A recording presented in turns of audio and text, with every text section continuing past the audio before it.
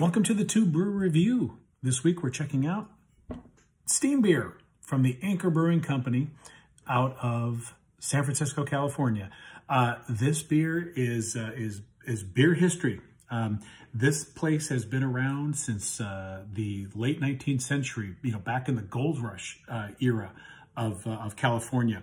Back in those days, there was little to no refrigeration at that time. So after they would boil the unfermented beer before they pitched the yeast, they would actually cool off this beer by pouring it into these large, open, shallow containers on the roof of the brewery. And these containers were called cool ships. And they would take advantage of that cool Pacific Ocean night air that would come in off the bay. In fact, that would create this fog or steam to come off of the boiled beer. It's the freshly boiled beer, so that's why this beer was named steam beer, because of the fog or steam effect from the beer that was being cooled. Also because their beers were fermented at those cooler temperatures, even though it was an ale yeast, you were getting lager type characteristics out of this beer, which tends to produce a little bit of a cleaner flavored beer.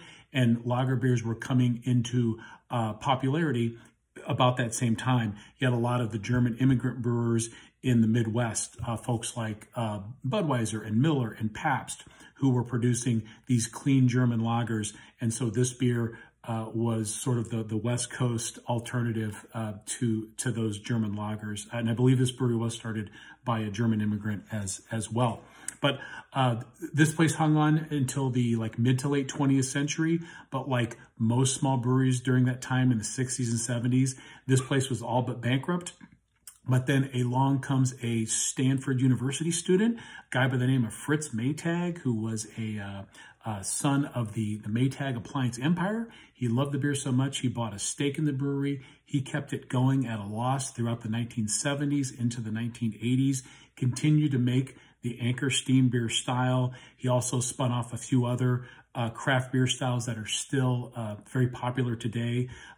Old Foghorn, Liberty Ale, Christmas Ale, just to name a few, all produced by this brewery. And then finally, in the 1980s and into the 90s, craft brewing started to take off again in the United States, and Anchor Brewing came along for the ride. They were actually sold to the Japanese brewery conglomerate Sapporo in 2017.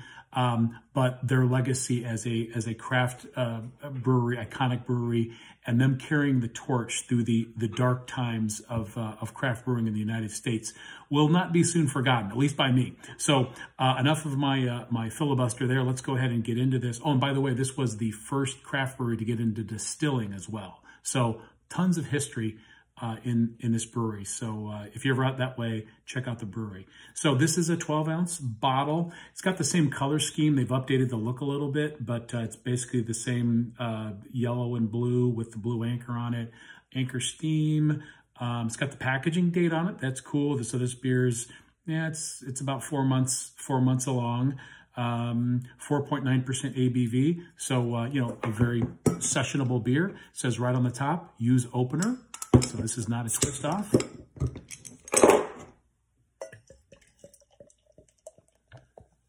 So pours a really beautiful brown color, nice clarity, very pretty looking beer. Nice, like a light brown, deep gold color. And you're getting that nice off-white, creamy head. Oh, getting some nice, toast bread aromatics, and also getting a nice little hit of the the light herbal floral hops. Unlike today's modern beers, and especially IPAs that use those big citrusy hops, this uses, I believe it's Northern Brewer hops, and that was kind of the traditional bittering hop, again, back in the mid to late 20th century. So cheers.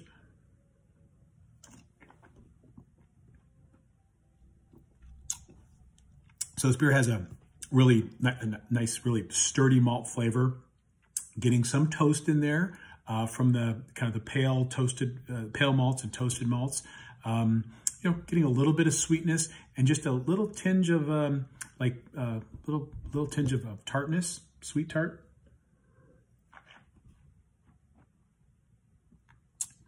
And the hops are in there in balance too. Kind of resiny. Again, they're not fruity or tropical, but kind of more resiny, maybe even a little bit minty. But it finishes very clean. I'd say kind of a medium body, medium mouthfeel, nice carbonation, but really clean, dry finish. So just, beautifully made beer. I remember drinking this back in the, like the 90s and thinking this was really a hop forward beer.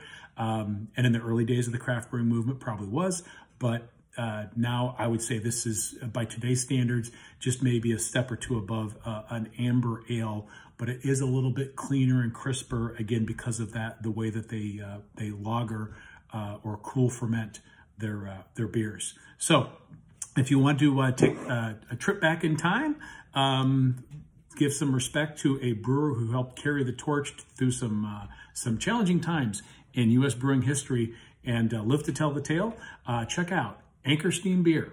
Cheers.